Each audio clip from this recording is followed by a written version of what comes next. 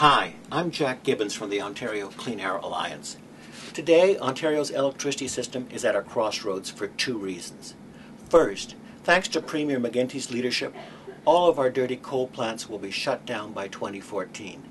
And second, most of our existing nuclear reactors are coming to the end of their lives during the next 10 to 15 years. As a result, we have a once-in-a-lifetime opportunity to rebuild our electric power system from the ground up. I'm an economist and I've crunched the numbers, and the good news is that energy efficiency and renewable energy are the lowest cost options to meet our electricity needs. As a result, we have a unique opportunity to move Ontario towards a 100% renewable electricity grid during the next 20 years. Unfortunately, the energy bureaucrats and the nuclear industry are lobbying Ontario's new Energy Minister, George Smitherman, to sign a contract for the construction of 2 new nuclear reactors at the Darlington Nuclear Station. And once again, the nuclear bureaucrats are lowballing their cost estimates. This time, they are saying that nuclear reactors will cost 60% less.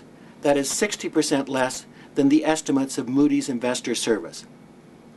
Well, my friends, every nuclear project in the history of Ontario has gone way over budget.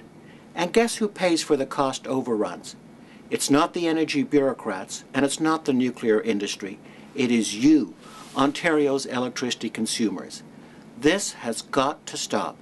It's time to say no to more nuclear bailouts, and it's time to say yes to a Nuclear Cost Responsibility Act, which will make it illegal for nuclear power companies to pass their cost overruns onto electricity consumers.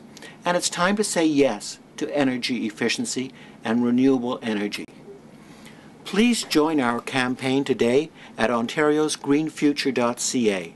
Working together, we can build a clean and green electricity system for Ontario that will be the envy of the world. Please join our campaign today.